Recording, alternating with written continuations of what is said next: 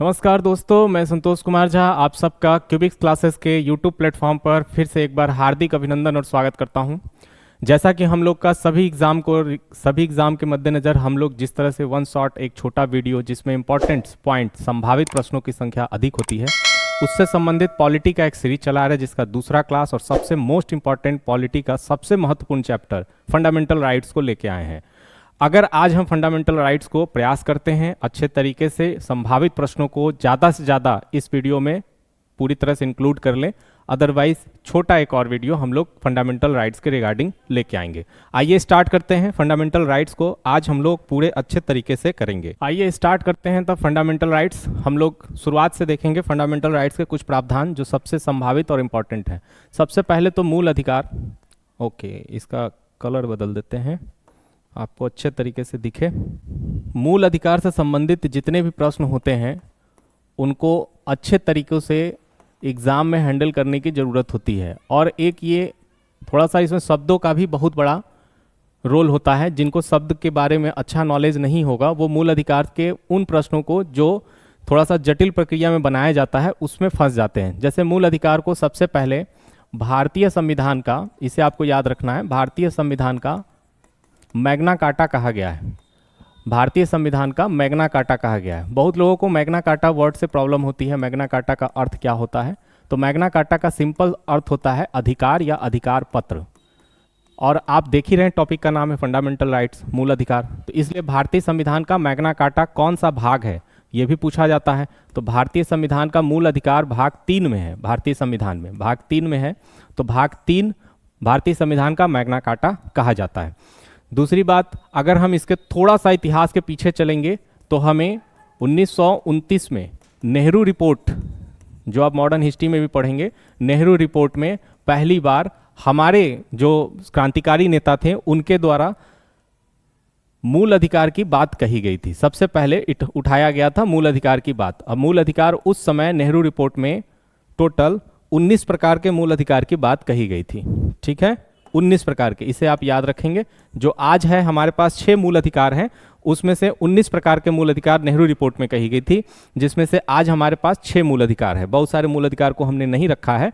अब ये आपका ऐतिहासिक चीज हो गया। दूसरा, मूल अधिकार कहाँ से प्रारंभ होता है? तो सबसे पहले ये तो एकदम इंपॉर्टेंट है, ये सीधे सीधे प्रश्न पूछा है, इसलिए इसको याद रखिएगा। 12 से 35, अनुच्छेद 12 से 35 तक मूल अधिकार के सारे प्रावधान दिए गए हैं। अभी अभी जो यूपीपी का एग्जाम हुआ था उसमें मूल अधिकार से संबंधित एक प्रश्न आया था, समता का अधिकार निम्नलिखित में से किस अनुच्छेद से किस अनुच्छेद तक है? तो बहुत आसान प्रश्न था। इसी तरह के आसान प्रश्न आपको मूल अधिकार से देखने को मिलेंगे। 12 से 35 तक मूल अधिकार का वर्णन है। सबसे पहले अगर हम अनुच्छेद में देखेंगे तो अनुच्छेद 12 में राज्य की परिभाषा है। ठीक है, सारी चीज़ें इस छोटे से वीडियो में हम आपको बताते चलेंगे, लिखने का उतना संभव नहीं है। तो राज्य की परिभाषा है। राज्य की परिभाषा का सीधा मतलब राज्य किसे कहेंगे आप? तो राज्य उसे कहेंगे जो ऐसा निकाय या ऐसी संस्था, जैसे संसद हो गया, न्यायपालिका हो गया, प्रशासनिक सेवा हो गई, भारत सरकार की कोई उपक्रम या भारत सरकार की कोई अपनी कंपनी हो गई जो उपक्रम में उनके द्वारा स्थापित की गई हो, वो सभी राज्य की परिभाषा में आते हैं। सरकार के द्वारा बनाई गई, सरकार जिसमें फंक्शन करती है, एडमिनिस्ट्रेटिव का काम करती है, प्रशासनिक कार्यों को करती है, वो सारे विभाग, वो सारे निकाय राज्य की परिभाषा के अंतर्गत आते हैं। राज्य की परिभाषा के बाद अनुच्छेद 13 में जब आप आएंगे तो सबसे इंपॉर्टेंट अनुच्छेद 13 बहुत ही महत्वपूर्ण, मूल अधिकार से संबंधित बहुत ही महत्वपूर्ण अनुच्छेद है, क्योंकि इसमें मूल अधिकारों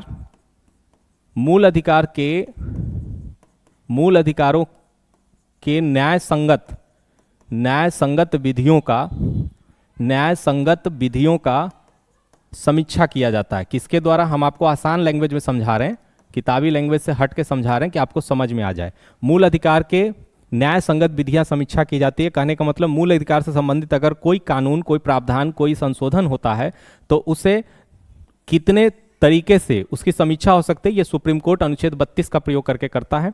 अनुच्छेद 13 के अंतर्गत उस विधि को, जो मूल अधिकार संबंधित विधि, नई विधि बनाई गई है, उसकी जांच और समीक्षा अनुच्छेद 13 के अंतर्गत भी और अनुच्छेद 32 के अंतर्गत भी सुप्रीम कोर्ट करता है। और सुप्रीम कोर्ट जहां तक वो मूल विधि, जो बनाई गई विधि होगी, वो मूल अधिकार को अगर कहीं किसी प्रकार से अगर हनन कर रही हो, असंवैधानिक दर्जा दे रही हो, तो उतने तक उस विधि को हटाया जा सकता है। अगर पूरा कानून न्याय संगत नहीं होगा, पूरा कानून संवैधानिक नहीं होगा, तो पूरे कानून को अनुच्छेद 13 के तहत सुप्रीम कोर्ट हटा सकती है। कारण केवल मूल अधिकार से संबंधित प्रावधान संशोधन लाया गया हो तो। मेन हमारा स्टार्ट होता है मूल अधिकार अनुच्छेद 14 से 18 तक। अनुच्छेद 14 से 18 तक समानता की बात करता है। मूल अधिकार आपको समानता का अधिकार देता है, इस बात को याद रखिएगा। इसी में आप अंदर जाएंगे तो आपको अनुच्छेद 15 मिलेगा, जिसमें धर्म, मूल, वंश, जाति, निवास स्थान के आधार पर कोई भी आपसे भेदभाव नहीं कर सकता, अनुच्छेद 15 में। अनुच्छेद 16 में जाएंगे, अच्छा अनुच्छेद 14 छूट गया।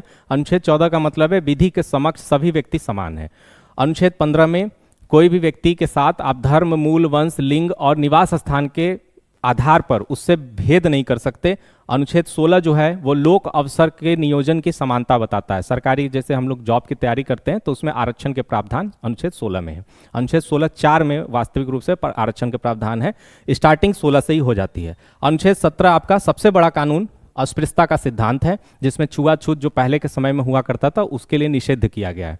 और उसके बाद अनुच्छेद अंतिम है 18, जिसमें उपाधियों का अंत, यानी कोई भी व्यक्ति यहाँ पर अगर नवाब है, सम्राट है, देसी रियासत, जैसे उस समय भारत का संविधान बना था तो उस समय देसी रियासत के लोग भी शामिल हुए थे, तो वे अपने नाम के सामने कोई उपाधि नहीं लगा सकते थे। जैसे नवाब कोई नाम या सम्राट कोई नाम ऐसे नहीं जोड़ा जा सकता था। इसलिए अनुच्छेद 18 हमें अपने नाम के पहले कोई ऐसा जो समाज से अलग हटके आप अपने कोई प्रधानता दिखा रहे हैं वैसे उपाधियों के लिए मनाही किया गया अनुच्छेद 18 में। ठीक है, फिर से एक बार रिवाइज कर लीजिए। 14 विधि के समक्ष समानता, 15 धर्म, मूल, वंश, जाति और लिंग के आधार पर भेद नहीं कर सकते, 16 अवसर की समानता, लोक नियोजन में अवसर की समानता, 17 अस्पृश्यता का सिद्धांत और 18 उपाधियों का अंत। कुछ विशेष वर्गों के लिए आप पढ़ेंगे, कुछ विशेष वर्गों के लिए उपाधि लगाने की स्वतंत्रता है। जैसे कोई अगर आर्मी में है, यदि डिफेंस के सेक्टर में है, चिकित्सक है, एडवोकेट है, तो अपने नाम के पहले एडवोकेट, डॉक्टर ये उपाधि लगाते हैं, तो वो आप अलग से देखेंगे। दूसरा अधिकार आप देखेंगे, ये पहला अधिकार था आपका। 6 अधिकार की बात होगी अनुच्छेद 19 से 22 तक। अनुच्छेद 19 से 22 तक क्या है? स्वतंत्रता का अधिकार है। इसमें एक चीज हम लोग करेंगे, स्वतंत्रता के अधिकार 19 को थोड़ा अच्छे तरीके से डिटेल एनालिसिस करेंगे। स्वतंत्रता के अधिकार की बात कही गई है अनुच्छेद 19 से 22 तक, स्वतंत्रता के अधिकार की बात कही गई। ठीक है, सबसे पहले अनुच्छेद 19 को आप देख लीजिए, उसके बाद तो बाकी मैं आपको इसी तरह मौखिक रूप से बता दूंगा। अनुच्छेद 19 में क्या क्या है? तो अनुच्छेद 19 को बहुत सारे अलग अलग तरीके से बनाया गया है। अब अगर इसका स्क्रीनशॉट लेना चाहे तो आप ले लीजिए, उसके बाद हम इसे हटाएंगे। अनुच्छेद 19, इसे आप ध्यान से करिए क्योंकि ये प्रश्न अनुच्छेद 19 से बहुत सारे एग्जाम में प्रश्न आते हैं, इसलिए इसे ध्यान से करने की आवश्यकता है। अनुच्छेद 19 का ए, इनको बहुत सारे उपबंधों में बांटा गया है। तो अनुच्छेद 19 का ए, अनुच्छेद 19 का बी, अनुच्छेद 19 का सी, अनुच्छेद 19 का डी, अनुच्छेद 19 का E, F, G, A B C D, E F G, इतने टाइप्स के आपको स्वतंत्रता दिए गए हैं अनुच्छेद 19 के तहत। क्या है अनुच्छेद 19 ए में? क्या है? वाक की अभिव्यक्ति, यानी आपको बोलने का अधिकार है। सीधी सीधी बात ये कही जा रही है, आप अपने विचार को व्यक्त कर सकते हैं, बशर्ते वो विचार किसी दूसरे व्यक्ति के अधिकारों का अहित न करता हो, इसे आप याद रखिएगा। बी, सभा बुलाने की आपको स्वतंत्रता है। सभा बुलाने की स्वतंत्रता, इसका अर्थ है कि आप किसी भी जगह एक बैठक, स्वतंत्रता रूप से आप एक बैठक या आप कुछ मीटिंग करना चाहें तो कर सकते हैं, सभा बुलाने की स्वतंत्रता है। आप चाहें तो पार्टी या संघ या कोई कमेटी या कोई दल ये बनाने की स्वतंत्रता है आपको। सी में संघ बनाने की स्वतंत्रता। आम लैंग्वेज में समझेंगे तो आप शब्दों में नहीं फंसेंगे, संघ बनाने की स्वतंत्रता। उसके बाद अनुच्छेद डी में है आवागमन की स्वतंत्रता। आवागमन की स्वतंत्रता, एक स्थान से दूसरे स्थान तक आप जा सकते हैं, आ सकते हैं, इसके लिए। अब इसी में भी उपबंध लगाया गया है कि आप किसी के व्यक्तिगत स्थान पर, प्राइवेट प्रॉपर्टी में नहीं जा सकते और डिफेंस के एरिया में नहीं जा सकते, सुरक्षा मानकों के अंतर्गत। ई में है भारत के किसी भी क्षेत्र में बसने की स्वतंत्रता। ठीक है, ये पहले जब हम लोग पढ़ाते थे तो जम्मू कश्मीर छोड़ के बोलते थे, आज हम गर्व से कह सकते हैं कि हम पूरे भारत में कहीं भी बसने की स्वतंत्रता रखते हैं अनुच्छेद 19 ई के तहत। पहले अनुच्छेद 19 एफ था जिसे समाप्त कर दिया गया है, इसमें संपत्ति का अधिकार था।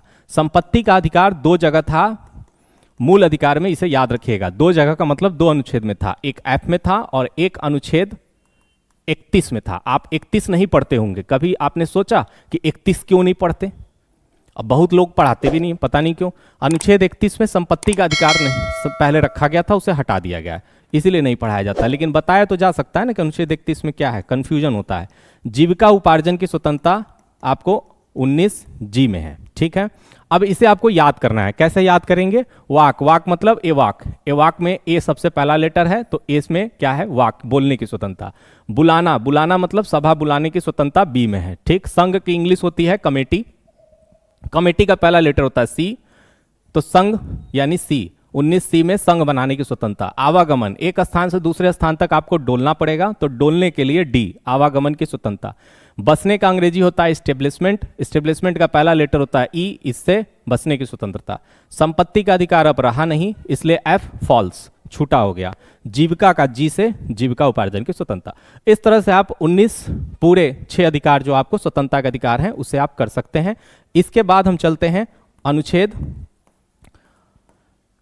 23 और 24। हम बता दे रहे हैं आपको, 20 मैंने छोड़ा है, 21 छोड़ा है, मैं समझ रहा हूं। 20 में दोष सिद्धि संरक्षण है, ठीक है। आप किसी भी अपराध के लिए आपको कितनी बार सजा हो सकती है? एक अपराध के लिए आपको एक ही बार सजा होगी, उसके बाद जब तक आपका अपराध सिद्ध नहीं होता तब तक आपको सजा नहीं होगी। दोष सिद्धि संरक्षण मतलब आपका दोष अगर सिद्ध हो जाता है तो आपको कौन कौन से संरक्षण वाले प्रावधान मिले हुए, इसकी बात अनुच्छेद 20 में है। अनुच्छेद 21 में प्राण व दैहिक स्वतंत्रता, ये एक ऐसी स्वतंत्रता है जो किसी भी प्रकार के आपातकाल या किसी भी प्रकार के विशिष्ट अवस्था में भी आपसे छीनी नहीं जा सकती। राज्य सरकार, केंद्र सरकार या संविधान या संसद ये अधिकार आपसे नहीं छीन सकती। अनुच्छेद 21, ठीक है। अनुच्छेद 21 में ही एक प्रावधान 86वें संविधान संशोधन सन 2002 में जोड़ दिया गया था, 21 क, इसे याद रखिएगा, जिसमें शिक्षा का अधिकार 6 से 14 साल के बच्चों को निःशुल्क रूप से प्राप्त है। अनुच्छेद 21 क में ही जोड़ा गया था। क्यों जोड़ा गया था? क्योंकि प्राण व दैहिक स्वतंत्रता अनुच्छेद 21 में है, और प्राण जीवन के तरह ही माना गया है शिक्षा के अधिकार को, इसलिए 21 क में जोड़ा गया था। 22 में गिरफ्तारी से संरक्षण प्राप्त है आपको, यदि आपको गिरफ्तार किया जाता है तो कौन कौन से अधिकार आपके बचे रहते हैं उसके बारे में है अनुच्छेद 22 में, ठीक है। तो अनुच्छेद 22, अनुच्छेद 21, अनुच्छेद 20 और 19 तो मैंने आपको बता ही दिया। अब आपका अनुच्छेद 23 और 24 है, जिसमें बोला जाता है शोषण, शोषण के विरुद्ध अधिकार, मतलब शोषण का अधिकार मत लिख लेना, ठीक है। शोषण के विरुद्ध अधिकार, यदि किसी व्यक्ति किसी का भी शोषण होता है तो उसके पास कौन से अधिकार है? तो इसमें अनुच्छेद 23, अनुच्छेद 24 दो अलग अलग हैं, ठीक है। एक में है बलात् श्रम जो आप सुनते होंगे, और एक में है बाल श्रम, ठीक है। एक में बलात् श्रम और एक में बाल श्रम। बलात् श्रम मतलब बड़ों लोगों के लिए, बंधुआ मजदूरी से ये सब शोषण जो करते हैं उनके लिए है। अब बाल श्रम का अर्थ है जो छोटे बच्चे होते हैं उनको आप कल कारखानों में 14 साल के नीचे के बच्चों को नहीं रख सकते, उसके लिए मनाही की गई। 23-24 के बाद स्क्रीनशॉट ले लीजिए आप। 23-24 के बाद आप आएंगे तो सीधे 25 पे, अनुच्छेद 25 से लेकर 28 तक क्या है? अनुच्छेद 25 से 28 तक धर्म की उपासना की स्वतंत्रता। जिस व्यक्ति का जो धर्म है उसको स्वतंत्रता प्राप्त है कि वो अपने धर्म की उपासना कर सकता है। अब इसमें देख रहे हैं 25-28 4 अनुच्छेद हैं, ठीक है। 25-28 आपको 3 दिख रहा होगा, लेकिन 25 खुद भी एक है, इसलिए 28 4 अनुच्छेद हैं। चारों अनुच्छेदों में धर्म की ही बात कही गई है। कैसे? आप कोई भी धर्म अपनाने के लिए फ्री हैं, स्वतंत्र हैं, 25 में कहा गया। 26 में धर्म प्रचार प्रसार करने के लिए, उपासना करने के लिए, पूजा पाठ करने के लिए आप फ्री हैं। 27 में जो धर्म के शिक्षण संस्थान होंगे उन पर किस प्रकार के करों का संप्रदाय लगेगा, करों का अधिकार अध्यारोपित होगा, उसके बारे में है। 28 धार्मिक शिक्षण संस्थान बनाने के संबंध में प्रावधान दिए गए हैं कि कोई भी राज्य सरकार की संस्था या राज्य सरकार का कोई स्कूल होगा तो उसमें विशेष धर्म को पढ़ाना वर्जित होगा, इसके बारे में। तो अनुच्छेद 25 से 28 तक ये है। अनुच्छेद आपका बचता है सेकेंड लास्ट 29 और 30, ठीक है। इसमें क्या है? कला संस्कृति शिक्षा, ठीक है, शिक्षा का अधिकार। इसी में अल्पसंख्यक वर्गों के लिए भी सारी चीजें हैं, शिक्षा के बारे में, उनकी संस्कृति, उनकी कला के बारे में भी। तो अल्पसंख्यक के लिए भी इसी में प्रावधान है, याद रखिएगा। अंतिम आपका बचता है अनुच्छेद 32। अनुच्छेद 32 में संवैधानिक उपचारों का अधिकार है। संवैधानिक उपचारों का अधिकार है, यानी हर व्यक्ति को संविधान के अंतर्गत ठीक है, उनको उपचार मिलेगा, उनको न्याय मिलेगा, ये बात कहा गया है। यदि आपके पास किसी भी प्रकार का संसाधन नहीं है अपने किसी भी मुकदमे या न्याय की सुनवाई के लिए, तो आप अनुच्छेद 32 का प्रयोग करके कोर्ट से डिमांड कर सकते हैं। कोर्ट दिशा निर्देश जारी करेगा राज्य सरकार को। अनुच्छेद 39A के अंतर्गत जो डीपीएसपी का प्रावधान है, उसके अंतर्गत राज्य सरकार आपको निःशुल्क रूप से संवैधानिक सहायता प्रदान करेगी। ठीक है, तो अनुच्छेद 32 क्या कहता है? संवैधानिक उपचार, यानी आप अदालत जा सकते हैं और रिक्वेस्ट कर सकते हैं कोर्ट के सामने जो भी आपकी समस्या संवैधानिक उपचार पाने में आती है उसके लिए। इसे ही अनुच्छेद 32 को ही भीमराव अंबेडकर, आपको याद होगा तो याद होगा, भीमराव अंबेडकर जो संविधान सभा में प्रारूप समिति के अध्यक्ष थे, भीमराव अंबेडकर के द्वारा संवैधानिक उपचारों का अधिकार जो आपको प्राप्त है अनुच्छेद 32 में, इसे संविधान की हृदय और आत्मा कहा है। ठीक है, इसे याद रखिएगा, हृदय और आत्मा कहा है। ठीक है, अनुच्छेद 32 को। अब इसके बाद आपके 33 हैं, 34 हैं और 35 है। ये आपके कानून, ये आपके मार्शल लॉ और सैन्य अधिकार से संबंधित है, जिससे अलग तरीके से आपको पढ़ना है। और अनुच्छेद 32 के तहत यदि आपका मूल अधिकार हनन होता है किसी भी प्रकार से, तो अनुच्छेद 32 के अंतर्गत कोर्ट, सुप्रीम कोर्ट अनुच्छेद 32 के अंतर्गत और अनुच्छेद 226 के अंतर्गत हाई कोर्ट, आपका अगर मूल अधिकार का हनन होता है तो आप अनुच्छेद 32 के अंतर्गत सुप्रीम कोर्ट जा सकते हैं, अनुच्छेद 226 के अंतर्गत हाई कोर्ट जा सकते हैं। ठीक है, और अपने मूल अधिकार का जो हनन हुआ है उसकी बात को सामने रख सकते हैं। तो ये जितने भी प्रावधान थे आज आपके शॉर्ट फॉर्म में जितना भी पॉसिबल हो सकता है मूल अधिकार से संबंधित थे। मूल अधिकार सबसे पहले कब आया, मूल अधिकार वर्ड कहाँ से आया, ये सारी डिटेल एनालिसिस है। जब हमारी पॉलिटी की डिटेल क्लास चलेगी तो उसमें आप जरूर देखिएगा, अच्छे तरीके से उसमें सारी चीजें आपको बताई जाएगी। अभी फिलहाल में एग्जाम के मद्देनजर वन शॉर्ट वीडियो ये आपके लिए था। हमारा अथक प्रयास है आपकी सफलता में भागीदार बनने का, और हम निरंतर प्रयास में हैं, और इसी तरह अपना प्यार और समर्थन बनाए रखें। फिर अगले वीडियो में कोई नए टॉपिक के साथ हम जल्द ही मिलेंगे। धन्यवाद।